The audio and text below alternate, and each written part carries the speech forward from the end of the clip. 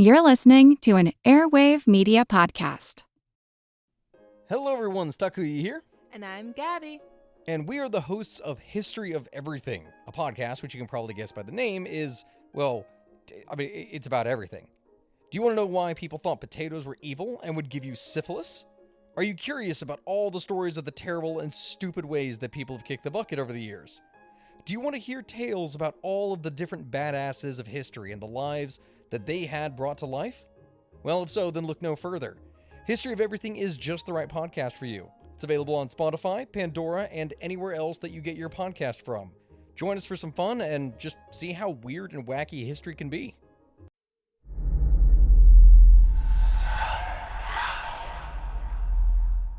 Hey y'all, spooky season is here. And if you're looking for a show to whet your appetite for a little haunted history, then I'd like to invite you to check out Southern Gothic, a chart-topping history podcast that explores some of the most infamous legends, folklore, ghost stories, and hauntings of the American South. We've covered all sorts of stuff from the Bell Witch of Tennessee to the disappearance of the Confederate submarine, the H.L. Hunley, not to mention our deep dives into the local lore of some of America's oldest and most haunted cities, like New Orleans, Charleston, and St. Augustine. So, if you're ready for a little good old-fashioned Halloween storytelling with a commitment to quality historical research, then be sure to check out Southern Gothic today. It's available now on all your favorite podcast apps.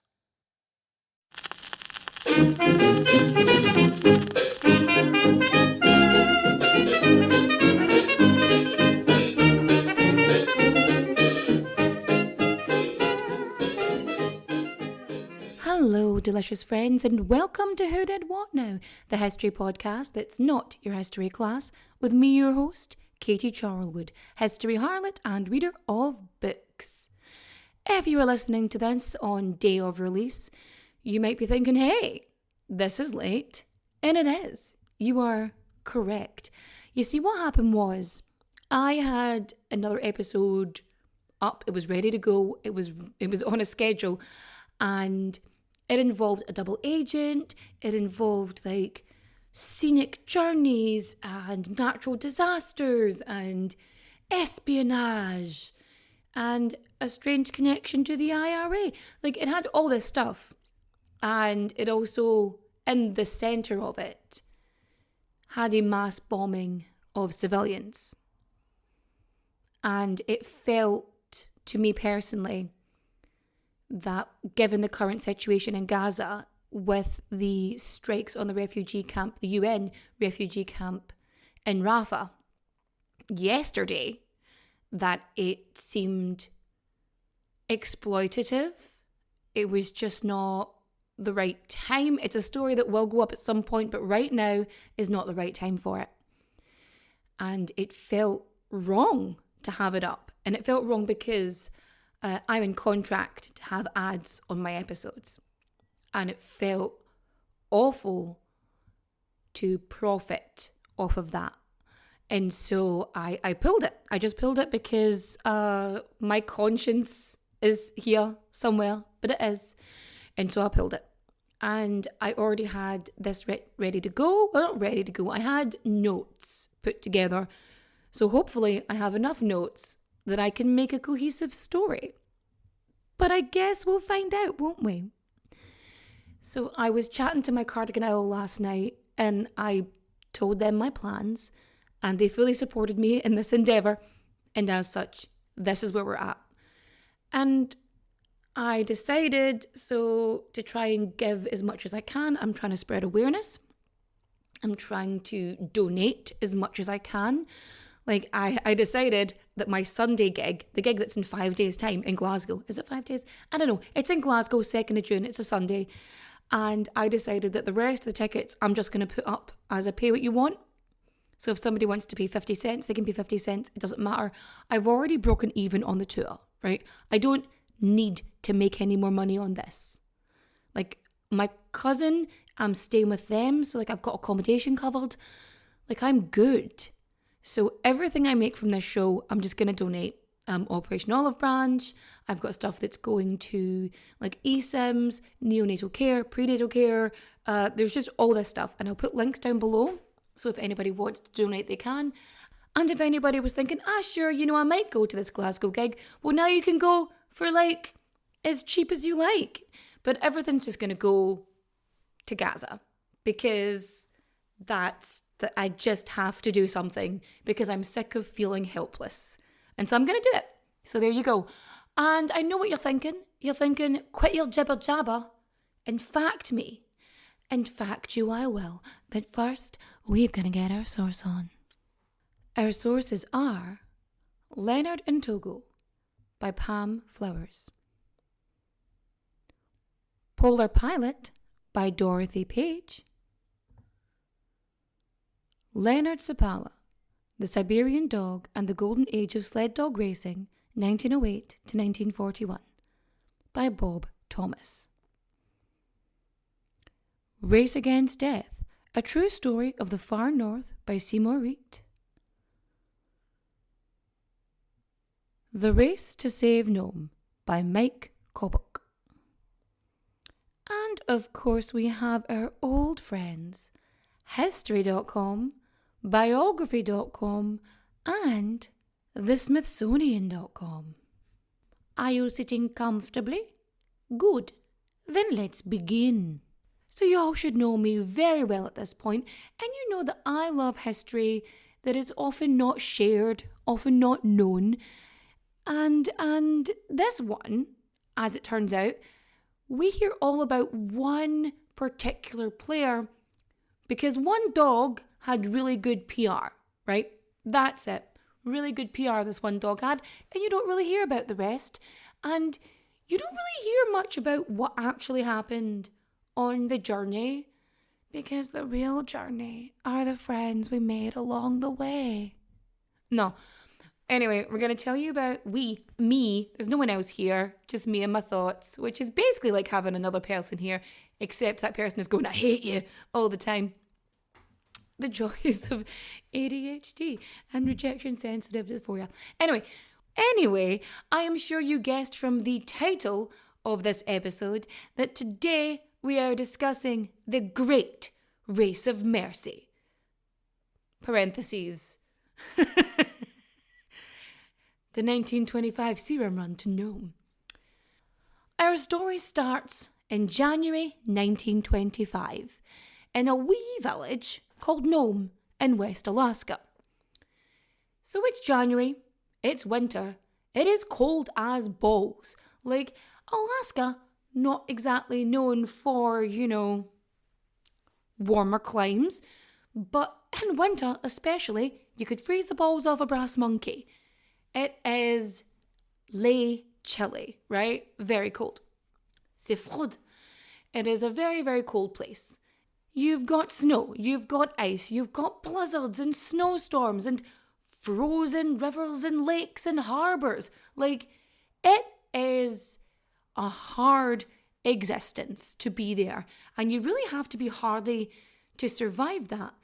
You have to be self-sufficient in so many ways because if you're so far from everything, like everything's going to cost more, everything's going to be more difficult to get to.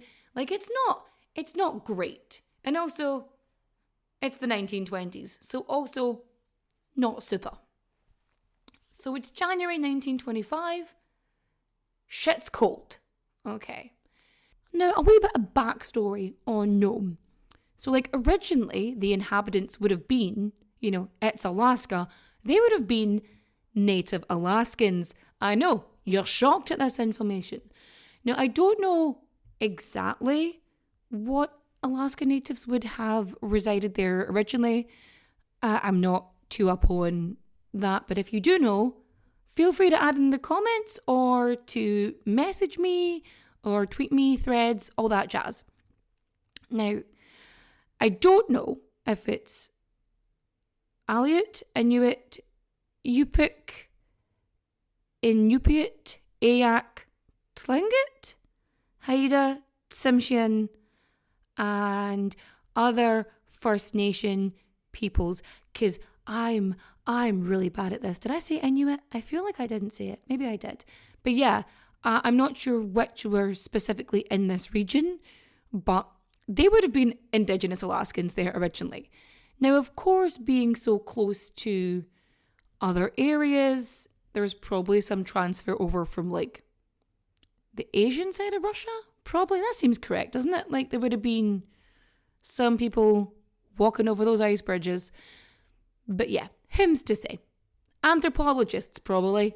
That's who. Just not himself from the last episode. We don't want sex raft anthropologist getting up in here. That just seems like he'd have some weird plans. And they don't need this. They've suffered enough. Yeah. So anywho, they're there, and obviously you've got people sort of trading and traveling, and the population changes a wee bit. And then, of course, there's the gold rush. So when a gold rush happens, generally, people go gold crazy because they're like, I'm going to make some money. Like, you know those people who are like well obsessed with the lottery and they think they're, you know, going to win the lottery and they're buying all the tickets because, you know, it's a Powerball or whatever the fuck. With the gold rush, you have this massive influx of people because you've got fortune hunters coming from all over the shop, you know, trying to find gold. And so the population hits about 20,000, and that's like at the most. And then over time, less gold, less stuff, and it dwindles down until 1925, where you've got 1,500 inhabitants, with 950 odd being of European descent, and the other 450-ish, they are indigenous Alaskans. Now, I know what you're thinking. That seems like an imbalance. Well, you're not wrong. Now, I know I already mentioned that the winters in Nome could freeze the balls off a brass monkey. And, yeah, probably because it's only 2 degrees south of the Arctic Circle. Like, that's not that far. Right? Not that far at all. Like, it is so cold that between November and July, it is practically inaccessible, like at this point, because the port, the only port, it is icebound, like it freezes. So the steamships, they can't come in and out. There's no way for it to travel. So from November till like midsummer, there's the only one way in, and it's the Iditarod Trail. And it's not easy. It is between the port, like sort of in the short south, it's the port through Alaska interior, across mountain ranges. It is treacherous as fuck. Like, it's not an easy way to go, and it's kind of like you'll do it if you have to, you know, that sort of way. Like, there are no cars. Even cars at this point are still pretty new vehicles, but they're not here, you know, and even if you had them, they weren't going this direction. The trains weren't coming that way either. Like, it is rural. And so, when disaster strikes hard. Now, there's one hospital which serves Nome and the surrounding areas, the Maynard Columbus Hospital. And it is a wee hospital in a wee village in Western Alaska. And there is one doctor and 4 nurses. Dr. Curtis Welch. He's doing his rounds, he's working in the hospital, and he and the other 4 members of staff realised that their entire batch of diphtheria antitoxin had expired. Now, Dr. Welch had ordered more, but it hadn't arrived in town before the port froze over. And so it didn't make it in time. And so they were just kind of going about their business. And in December, you know, kids start coming in, and he's like, okay, these kids are sick. You know, there's a few isolated cases here and there, you know, sore throats, tonsillitis, but like, it's not really spreading so much. And diphtheria just so you know, is quite contagious because it's in the air, really. Because like if you cough it, it's basically like spit and other such things. You know, when it goes through the air, it's respiratory. So like you inhale it and then you get infected. It's pretty easy to pass on to one another. And like hygiene helps, but kids, they're always shoving their fingers in things and stuff in their mouths, and stuff spreads easily, especially amongst kids. Now, he starts to see more cases because you would expect to see like a lot more because it's a contagious disease. But over the next few weeks, it becomes less isolated and the cases grow, and 4 children died. And by mid-January of the next year, 1925, Welch is like, this is diphtheria. He diagnosed it in a 3-year-old boy who ended up passing away like a fortnight, just 2 weeks after his symptoms started appearing. And then the very next day, after this 3-year-old dies, a 7-year-old girl starts showing symptoms. And so Dr. Welch, in like pure desperation, tries to administer some of the expired antitoxin, but it doesn't work, does it? Because it's expired and it's just, he was desperate. And the girl ends up passing away a few hours later. So Welch is like, shit is hitting the fan. And so he calls the mayor of Nome, George Maynard, and he's like, we need an emergency meeting. And the town automatically like locks down. It's quarantined. They're like, we cannot spread this. And so they're quarantined, and they send this telegram on the 22nd of January, and it goes all over Alaska because it's like a public health risk. And he requests and he even contacts Washington, D.C. trying to get help. So he ends up sending this telegram. An epidemic of diphtheria is almost inevitable here. Stop. I am in urgent need of 1 million units of diphtheria antitoxin. Stop. Mail is only form of transportation. Stop. I have made application to Commissioner of Health of the Territories for antitoxin already. Stop. There are about 3,000 white natives in the district. I like the fact that he was like, oh, it's white people, by the way. White people are going to die. So it's important. Because, if it was just native people, would they have paid attention? Whom's to say? I think we all know the fucking answer to that, don't we? Now, diphtheria, like dysentery, is a disease I feel like we shouldn't be seeing in the modern day. It's an old-timey disease. It can stay there with fucking rickets and scurvy. We shouldn't be dealing with that nowadays. We should have evolved past that, at least mentally, We should be able to access the necessary medicines and ingredients that stop this shit happening. Anyway, diphtheria sucks, to say the least.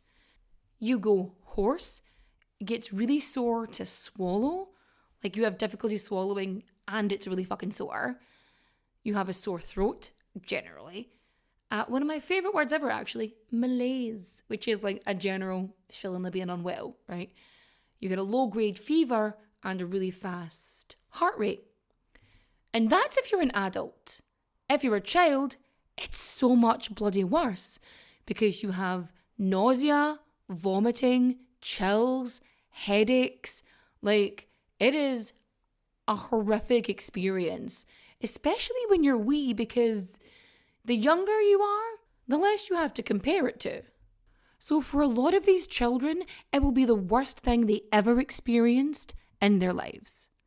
And remember, it is a contagious disease which easily spreads amongst children, and it's fatal. Like, it spreads through respiratory droplets, which is the word I forgot earlier, droplets, and it creates a deadly toxin, which is why it needs an antitoxin. And even though the village is under quarantine, there are at least 20 confirmed cases and another like 50 suspected. And without any serum, anyone who caught the disease, like, chances are they were going to die. Like, no ifs, ands, or buts. And Nome, remember, is practically inaccessible by plane, train, or automobile. Or ship, let's be fair. Now, it's basically inaccessible. You've got this one trail in a route, and it's treacherous. And luckily, they managed to locate a supply of antitoxin in Anchorage. Unfortunately, Anchorage is 1,000 miles away. Now, the officials decide that they're going to make this work. They're going to get the serum to travel by train to Nenana, which I think is where the bars are from, if I'm not mistaken. Isn't that a thing, the Nenana bars? Or am I, like, mixing this up with a different bar? Anyway, like the bar that you eat, not like a bar that you drink at. Anyway, they decide it's going to travel by train to Nenana, and a dog sled team would pick it up and take it to Nulato, and then it would go to another team who would take it back to Nome, and that's like 674 miles. Like, that's the plan. Now, it's supposed to be like a relay situation, and typically the route that goes from Nenana to Nome would take a dog sled team about 25 days on average. Like, that's how much it would take usually, because that's how the post got out. It would travel by dog sled. And the record was 9 days. But because of the extreme cold and the weather that was happening, the serum, the antitoxin, I should say, would only last 6 days. Now, I'm not the best mathematician in the world, but even I know that 6 is much less than 9. That's 3 days. That is a good number of hours. That is a difficult fucking chance. Now, in fairness, they did try and find alternative solutions, one of which being to, like, fly the serum in. Now, unfortunately, planes are still not super great at this point, added with the fact that the weather is dodgy at best, like the conditions would be too harsh. Also add in the fact there's no fucking runway. Like, where is it gonna land? Like, there's nowhere to land, and it's not like it's a seaplane either. Because, yeah, the port is frozen, so not really a lot of options there. So they're like, no, we're gonna do like a dog sled relay, and it's gonna be like the only shot we have. Like, are we gonna make it? We don't know, but we're certainly gonna try. Now, Nome Superintendent George Maynard, he had someone working for him, a one Leonard Sapala. Now, Leonard here, he was a former gold miner, he was a ski champion, and he was also, and the most important part of this entire scenario, the 3-time winner of the All-Alaska Sweepstakes. What are the fucking Alaska Sweepstakes, Katie? Well, this is this sled dog race that spans over 400 miles across the Bering Sea, and it basically covered roughly the same amount of, like, terrain as the Nome to, like, Nulato Run. Now, he had won it 3 times, and the last time that he was the victor was 8 years previous. And so him and his dog Togo are like the most famous, like, sled team, like, in the country. Like, people are so impressed with him that they're like, maybe he should just do the whole thing himself. He should go to Nenana and back, right? But, you know, obviously, luckily, the officials regained their sanity and realised that was a stupid bloody idea.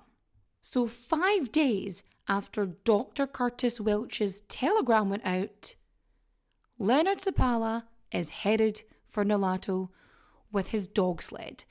Leading his pack is 12-year-old Togo. So the initial plan was to have the serum transported from Nenano to Nulato, and that Leonard Sapala would take the serum from Nulato to Nome. Like, there would be 2 teams, in, out. So Leonard Sapala and his dog sled, led by Togo, they set off on the 27th of January. And he is heading for Nulato. Now, unfortunately, the Alaskan governor, Scott C. Bone, yes, really, he decides to change the plan without informing Sapala of this plan. See, originally, 2 missions are supposed to meet up in Nulato.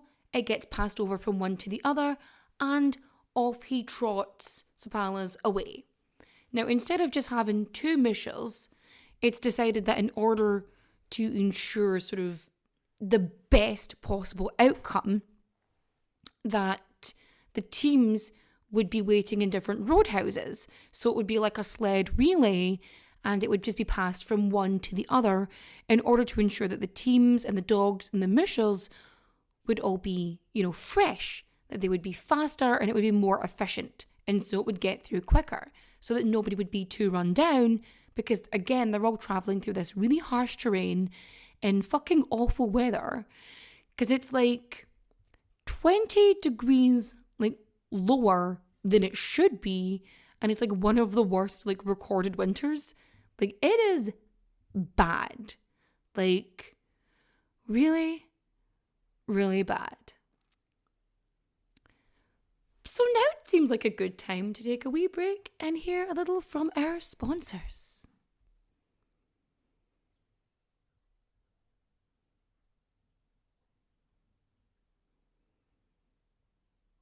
And we are back, delicious friends. So yes, Leonard Sapala has left for Nulato, but the plans have changed, and now he's not supposed to be going to Nulato. He's supposed to be going to Shaktoolik. Shaktoolik? I've probably terribly mispronounced that. And it's about 95 miles to the west. And seeing as he's already left, there's no way to let him know that he is supposed to be going there. His route doesn't go through any villages or any villages that had telephones. And they basically just kind of had to hope that he wouldn't miss the collection, which would have just ruined everything. It would have been destroyed. It wouldn't have made it. Now, when the governor, Scott C. Bone, I'm sorry, but it's about dogs and his name is Bone. You couldn't write this. Now he decides to add more mushels and more dogs, and he just sends out blasts, looking for dog sled teams who lived along the route and were willing to volunteer because, this is dangerous shit.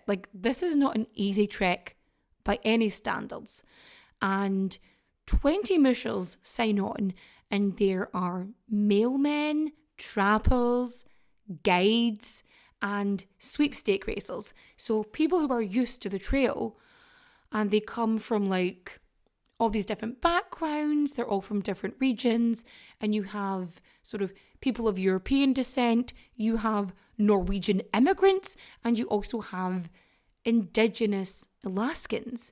So everybody is just coming together. They heard the call and they're trying to do something. And the thing is, over the years, the names of all these people involved have been lost to the fucking wind. And we might not know their names, but we're going to remember what they bloody did. And of course, we don't know the reasons why these men were involved, why they took on this dangerous mission. But the last living survivor, back in the 90s, he said that he just wanted to help. He wanted to do his bit. And he bloody did. So all in all, you have 20 mushels. Now, mushel is the dog sled driver. That's why they go moosh, moosh. I didn't know that until I started looking up this story, because it's not something you get in rural Ireland. We don't have dog sledding, I don't think. Do we? I mean, could you imagine getting an Irish wolfhound, sled? That would be terrifying, but also very funny. I'm just saying. So there's 20 mushels and 150 dogs. So basically, there's two breeds of dogs. You've got Siberian Huskies and Alaskan Malamutes. And Togo, he was a wee husky. And I say wee because he was the runt of his litter. He was just like a wee dog. And like initially, he wasn't too impressed with Togo. Like Leonard Sapala was like, eh. But then when he trained him a wee bit, he realised like what a good lead dog he was. Like he also trained Balto. So like he trained both those dogs, but he thought Balto was just like not as good as Togo. And also at this point, remember, Togo is 12. Like he is not a young dog. And that makes what he does like so much more impressive. Listen, I'm all about giving big love to old dogs. Now, back to the serum. So you've got about 300,000 doses of antitoxin, and it has travelled from Anchorage to Nenana. Was I calling it Nenano earlier? I was, wasn't I? I was. Anyway, Nenana. I'm not going to go back and re-record it because I'm already too far in. I'm sorry, lads, it ain't happening. So you've got 300,000 doses of antitoxin, and it is packed and it's all wrapped in quilts in a metal cylinder. They're basically trying to protect it as much from like the cold and everything else. Now it's easy to say that all 20 of these mushers knew exactly what they were letting themselves in for because, you know, they live in Alaska, they should be used to the winters, they should be used to the weather, they should be used to the trail. Yeah. Now this is not an easy journey. It is 674 miles through the Alaskan wilderness, across mountain ranges, across a frozen sea, with hurricane force winds and temperatures that were like at the lowest they had been for 20 years. And the temperature was hitting as low as minus 62 degrees Fahrenheit, which is like minus 50 something Celsius. Listen, Google did the conversion. If it's wrong, you can just math me. Anyway, it's 9 p.m. on the 27th of January, 1925, and the Great Race of Mercy begins when one Wild Bill Shannon meets the train in Nenana. Now, I am going to go out on a limb here and say that Wild Bill is of Irish descent. So he meets the train, picks up the serum, packs it on his sled, and heads out with his dog team, which is led by Blackie. Now, these dogs, they're not the most experienced, but, you know, they're doing their best. And for some, it wasn't going to be good enough. Trigger warning, some dogs are going to die. Now remember, this is nighttime in winter in Alaska. And it is heading like minus 50 degrees, minus 60 degrees Fahrenheit, Celsius. It's cold. It's very, very cold. And he is heading off straight away because as far as he's concerned, we don't have time to wait. He is, in fact, correct. So he leaves immediately and the temperature just drops like pretty severely. It is so cold that Shannon, he can't actually just stay on the sled. He ends up having to like run alongside it in order to keep warm. And this may shock you, but it does not help. And he ends up getting hypothermia and frostbite to his face. Like his face is going black with frostbite. Now, the dogs are running along, but unfortunately, they're forced onto the even colder ice of the river because the trail has been buggered up by horses. Like, they can't physically go over it because the way it's been mushed up. So he reaches Minto at 3 a.m. and decides he needs to take a break, he needs to warm up. And so he sets a fire, warms up the serum, warms up himself. Now he rests for about 4 hours because, you know, he's combating hypothermia and frostbite. But he knows that he is on a mission and he cannot afford to stay any longer. He needs to get to where he needs to go and he needs to get there as quickly as possible. Now he notices that several of his dogs aren't doing that well. And so he leaves 3 by the fire. and heads off with his remaining team because he's still got 52 miles to go before Tolovona. He leaves the warmth of the fire and braces the Alaskan weather to try and make it to his destination. Now, Wild Bill Shannon did return for his dogs after his part of the journey was over, but they didn't make it. Shannon and his team finally reach Tolovana by 11 a.m, where he is met by Edgar Calland. Now, Calland, as it turns out, is half Athabascan, so he's, correct me if I'm wrong, that would make him First Nations? Part First Nations? Yeah? No? Yeah? Anyway, Calland manages to make it to Minto the night before, but he ends up being sent back, like the day before the relay. Like, they're like, no, go to Tolovana, wait there.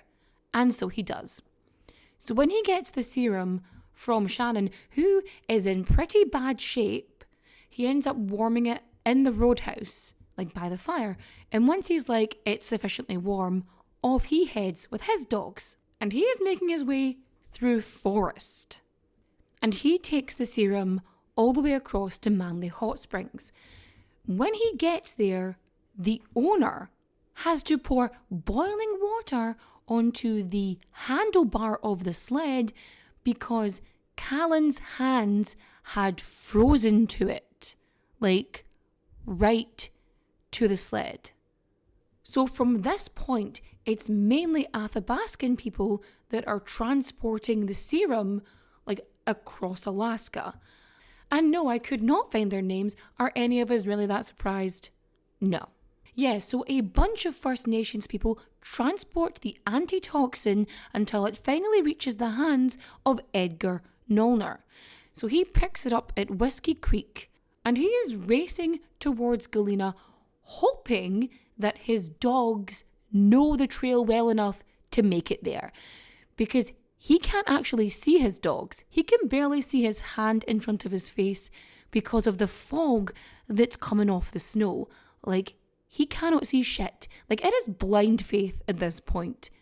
But he makes the 24-mile journey to Galena and passes the serum to his brother, George Nolner. Now, George, he is absolutely legging it to Bishop Mountain so he can pass the serum on to his brother-in-law, Charlie Evans. At least I think it's his brother-in-law. It's either his brother-in-law or his brother Edgar's brother-in-law. He is a brother-in-law of one of them, not sure which one though. Now, because the temperatures had risen a wee bit, it made some of the journey even more difficult. And you think, why? If it's warmer, surely it's easier to travel. Now that's great, except Charlie Evans here, he has to cross a frozen river. So there's this bit where the Koyukuk River meets the Yukon, it flows into it. And because the temperature had thawed, so the ice, it begins to crack. And of course, it's a river, water comes out. And I don't know if you know this, but freezing temperatures and water, not the best of mixtures, especially on a body. So the ice cracks, water comes up, the dogs try and cross the river, and the two lead dogs get soaked. And they end up collapsing from frostbite. So he ends up picking up the dogs, putting them on his sled, grabs the reins himself, and then physically leads the dog sled the rest of the way to Nulato. And when he does arrive there, unfortunately, both of his lead dogs, they died.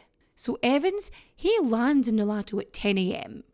And 30 minutes later, Tommy Patsy is taking the serum out of Nulato and is heading towards the Kaltag Portage. That sounds like I've said it wrong. But anyway, I've said it. So he gets it to Jack Nikolai, also known as Jack Screw. He gets it to the Old Woman Cabin, which is like halfway up the portage.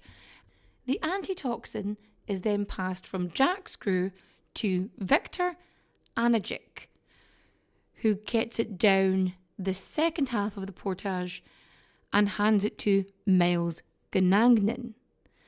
And that's about the Norton Sound in Unalakleet.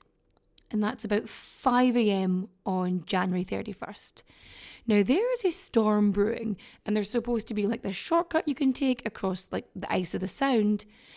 And he ends up crossing the hills instead. Like half an hour after getting the serum, he starts heading out because he has like no other choice. Like he can't go across the ice. Like he has to go like through the hills.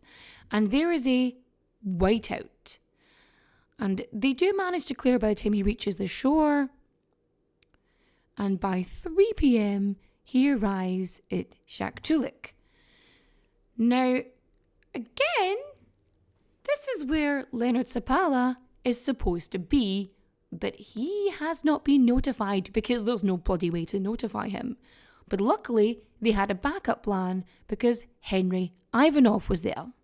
Unbeknownst to absolutely everybody, Seppala was actually fairly close because he decided to take a shortcut. A really, really dangerous shortcut. He had gone across the Norton Sound, which is a frozen sea 42 miles long. But because he'd taken that shortcut as opposed to miles who had gone round it, like he was heading towards or past Shaktoolik, where Ivanov had left. So Seppala had basically reached it just as Ivanov was leaving. And he wasn't really paying attention to him, like he wasn't expecting to see another musher on the trail, and so he almost like drove right past him. Except Ivanov's dogs had got like spooked. They'd been scared by a reindeer, and they were tangled up. So they should have passed each other earlier and they wouldn't have noticed, but because Ivanov had stalled because he was fucking untangling, the reins, he was able to shout over to Seppala, who he knew was supposed to be there anyway. Like he was able to shout at him and like scream that he had the serum. Like he sees him and he's like, the serum, I have it here. And like in a crazy random happenstance, Leonard Seppala actually managed to hear him. And like at this point, Leonard here, he's been travelling far enough. He's already gone 170 miles. And that's from Nome to there. So now what he's going to do is he's going to head back to Golovin, which is like 91 miles away. So he just grabs the serum, turns around, and off he fucking goes, right? And off he goes. Now here's the thing, him and Togo, they're used to this journey. Like they're used to going across the Norton Sound. So like before this, like the team, the dogs, they'd got stuck on an ice floe and they were going towards the sea. Like I said, it's a dangerous bit. So Leonard here ties a rope around Togo and then picks him up and just fucking lobs him onto like the ice that's actually stuck to the land so that Togo can then pull the rest of the dogs to safety. Like, now, the rope snaps and falls into the water. Like, and Togo, super fucking hero dog here, jumps in, grabs the rope, pulls it back onto the land, and then pulls the rest of the dogs back. Like, what? Now, anyway, this time, like that was the previous time, or one of the previous times, this time, they are trudging through like minus 85 degree weather, and it's a whiteout, and it's also pitch black. So you've got like gale force winds, you've got whiteouts, you've got black darkness, and he just has to rely on Togo. So he's done this journey before and he could have gone the safer route. He could have taken that little bit of extra time, but he went, fuck this for a game of soldiers, and off him and Togo went. So because the stormy weather had gotten worse, like the ice had started to break, and he really had to rely on Togo to like make his way carefully across the ice and back onto solid ground. So they get there, cross Little McKinley Mountain, and it's like one of the toughest like parts of this entire trail because, you know, the ground is not, you know, universal. Like, it's not simple. It's going up and down. You've got ridges and ledges, and it's difficult, okay? It's very difficult. And so they manage to get to Golovin at about 3 p.m. on February 1st, and the serum is passed on to Charlie Olson, who packs the serum onto his sled and makes his way towards Bluff. So as he's travelling along the trail, there's a wind chill of like -70, it's getting stormy, and he is blown off the trail. And it is so cold, he is like desperately trying to protect his dogs. And so he actually gets frostbite in his hands from putting blankets on his dogs to protect them.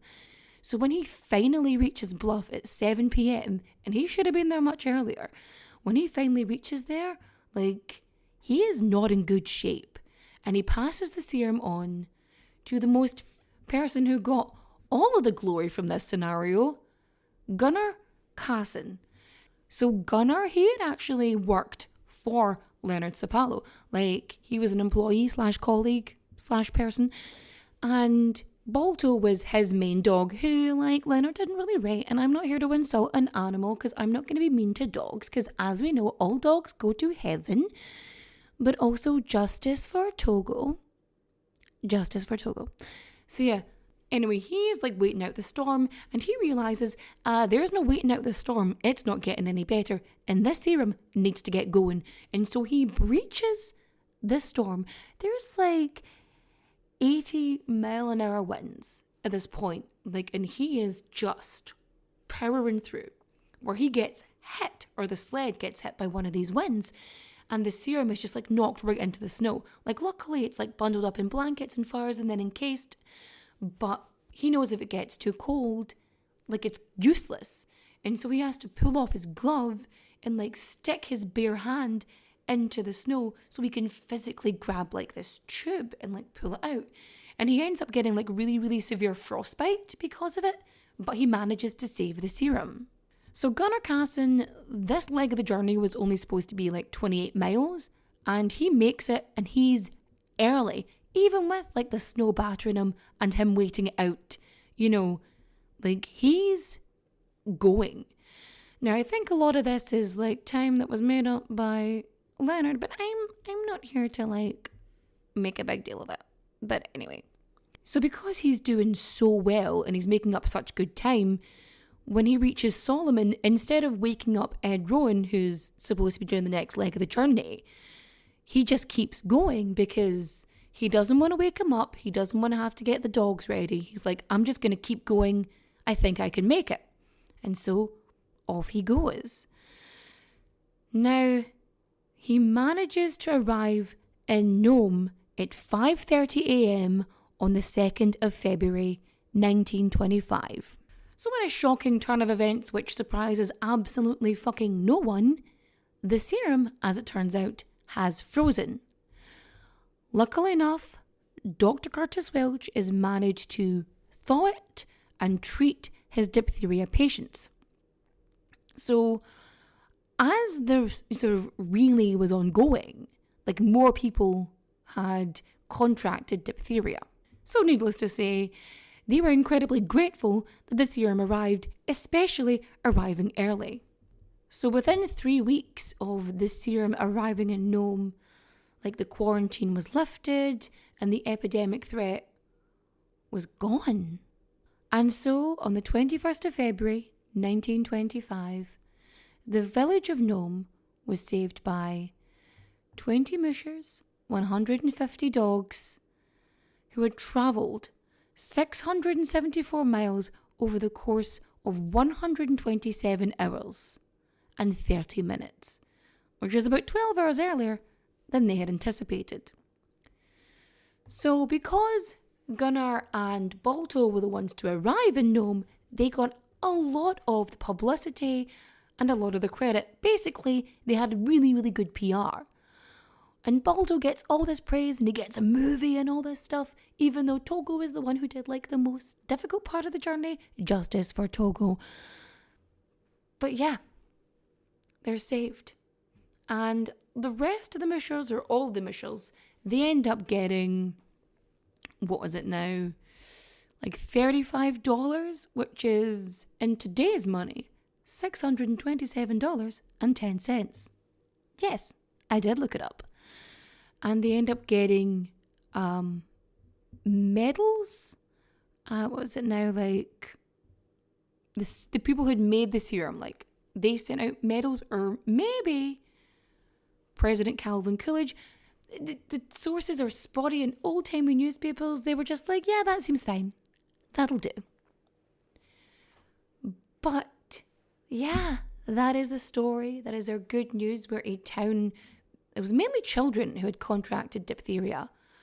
So, a village of children were saved by a group of men of different ethnicities and nationalities working together with a bunch of really good boys, really good dogs, who deserve so many ear scratches and treats. Yeah. And they came together to help people. And so ends my story. If you liked my retelling, please feel free to rate and review 5 stars. It would be amazing. Although I do expect a bunch of like bad ratings for my opinions this week. And, my professional statements. But it is what it is. And sometimes we just need a little bit of good news. Even good history. Just something to give us a little bit of a break. Which doesn't happen often. Again, because history, really bloody depressing. And don't forget, you can follow me on the socials. I'm on all of them. Yeah, you can DM me and stuff. It's cool. I also answer emails, as long as those emails aren't rude. Okay. And now it's recommendation time. For watching, you're going to laugh at me, but watch an episode of Bluey. Doesn't matter which one, pick one. Watch an episode of Bluey, just relax, and just let it happen. For listening, I'm going to suggest my friend, I've had him on before, Kraken's Cabin podcast. It's a little bit of escapism, and it's a very lovely voice reading you a bedtime story in a cabin for reasons. But just go with it. It's fine. Just go with it. And for reading, you know what? I'm just going to recommend my pal's book. Just go read Glass Houses by Melanie Murphy. There you go. You're welcome. I'm just going to promote my pals now because I feel like it. Because I'm in that mood. If I had friends who made TV shows, I would also get you to watch that, I guess. Or a movie. If my friends were in a movie, I would totally tell you to watch it. Even if that movie was awful, because they deserve some love. Oh, that was bad. It was so bad. Okay, now, thank you for listening. I hope we've had... I know there's some sad bits in this story, but in the end, an entire village of children was saved. And I think that's just something really nice to think about. And so I shall bid you good night. Adios, au revoir, auf Wiedersehen, my friends. Bye-bye.